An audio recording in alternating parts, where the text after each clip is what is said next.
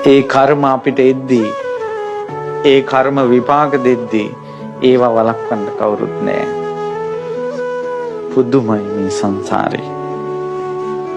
පුදුමයි. වග කියන්න කෙනෙක් නැහැ. බාර ගන්න කෙනෙක් නැහැ. ශ්‍රද්ධාව පවා තම තමන් උපදව ගන්න ඕන. කර්ම විභාග ඥානයක් තියෙනවා. ඒක මේ තැන මේ විදියට විපාක දෙනවා කියලා දන්නේ මගේ බුදුරජාණන් වහන්සේ. කෝකාලික බුදුරජාණන් වහන්සේ ඉදිරියේ සාරිපුත්ත මොග්ගල්ලාන උත්තමයන් වහන්සේලාට උපවාද කරන් දෙනවා. මගේ බුදුරජාණන් වහන්සේ පින්වත්නි මිනිස්සෙක් හැරෙනකොට කියන දේ පවා දන්නවා. සමහරලාට කියන පින්වත් ආනන්ද මේ උදායි හැරෙනකොට මම හිතුවා මේකයි කියන්න හදන්නේ කියලා. ඒ වගේ කෝකාලික අරින් එනකොට බුදුරජාණන් වහන්සේ දැනගත්ත ආර්ය උපවාදයකට එන්නේ. එතකොට යම් ආර්ය උපවාදයක් වලකින කර්මයක් සසරේ තියෙනවා නම් ඒක මොකද්ද කියලා බුදුරජාණන් වහන්සේ ජීවිතය ආපස්සට බැලුවා කෝකාලිකගේ. බලනවා ජීවිතය අසුරු සැනින් සංසාරෙම ආර්ය උපවාදයක් වැළකින කර්මයක් කරලා නැහැ. බුදු කෙනෙක් විදිහට 3 වතාවක් වැළක්වුවා. කෝකාලික සාරිපුත්ත මොග්ගල්ලාන උත්තමයන්ට ගෙරෙව්වා. ඔහු පදුම නිරේ උපන්නා. සමහර වෙලාවට අපි මේ මලක් තියෙන එක අනාගතේ අපිට අනතුරකින් බේරෙන්න උපකාරයි. උදාහරණයක් කියන්න. මෙන්න මේ අනුරාධපුර රාජධානියේම රජ කෙනෙක් පහළ වුණා. මට මතක හිටියට වසඹ රජුරෝ.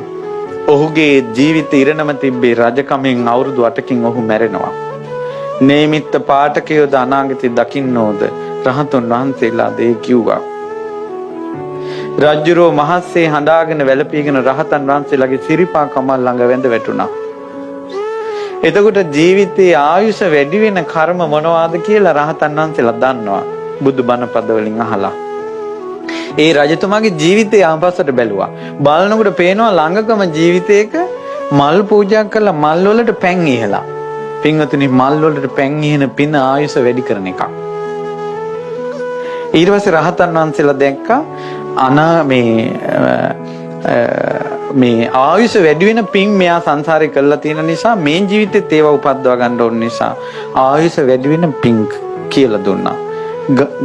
දිරාගේ දේවල් පිළිසකර කරන්න, විහිර විහාර හදන්න, පැන් පූජා කරන්න, පෙරහංකඩ පූජා කරන්න, ඊළඟට මල් වලට පැන් ඉහින්ද ඔය වගේ ගොඩාක් පින්කම් කියලා දුන්නා. මහවංශයේ තියෙන ඔය විස්තරේ.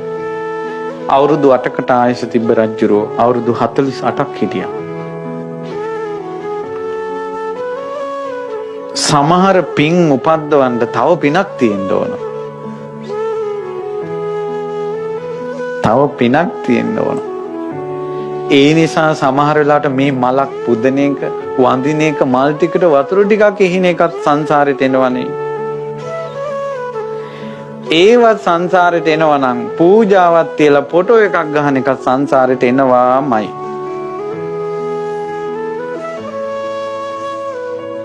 වීඩියෝ කරන එක එනවාමයි. රහතන් වහන්සේලාගේ ඇසුරේ ධර්ම ඉගෙන ගත්ත මුනිවරු සත්පුරුෂයෝ ඉගෙන ගන්න යනවා. ඉගෙන ගන්න යනකොට කියනවා නෑ ඔයාලට උගන්වන්න අපිට අමාරුයි මහන්සි. අනේ ස්වාමිනේ සී කියන්න එපා. ඔබ වහන්සේ කියන්නේ මට මේ ප්‍රපාතයෙන් පනින්න කියලා නම් ධර්මයේ උගන්වන්න ඔබ මේ ප්‍රපාතයෙන් පැනපන් කියනවා නම් ස්වාමිනේ මම පනින්නම්. මේ හැම හිමීට කකුල ඉඳලා ගලවගෙන එන්න හැම උඹම තමන් හැම ගහගනින්. එතකොට මම ධර්මයේ කියලා දෙන්නම් කියනවා නම් මම ධර්ම ඉගෙන ගන්නම් කිව්වා. ආන්නේ ඒ ඇත්තන්ට ධර්මයෙන් කියලා දුන්නා. එච්චර ධර්ම ගෞරවය. ඒ ධර්මයේ දරාගෙන හදමණ්ඩලේ තියාගත්තට පස්සේ දුස්සීල භික්ෂුවට උනත් දෙවිවරු වැඳ ධර්මයේ නිසා. එච්චර ධර්මයේ ශ්‍රේෂ්ඨයි. මිනිසුන්ගේ මතක ශක්තිය නැති වෙලා දුර්භික්ෂ එනකොට මේ ධර්මයට හානි වෙයි කියන අදහසෙන් අකමැත්තෙන් තමයි රහතන් වහන්සේලා ධර්මයේ ලිව්වේ. ධර්මයේ ලියනකොට ධර්මයයි මේ සංඝයයි වෙන් වුණා. එතෙක් ධර්මයයි සංඝයයි එකක්. සංඝයාගේ හද මණ්ඩලී ධර්මයේ තිබ්බේ දරාගෙන. ඊට පස්සේ මොකද කළේ? ධර්මයේ කියන්න පිරිත් කියන්න ගේන පොත් වහන්සේ හිසේ තියාගෙන වැඩමුවා. පිරුවානා පොත් වහන්සේ.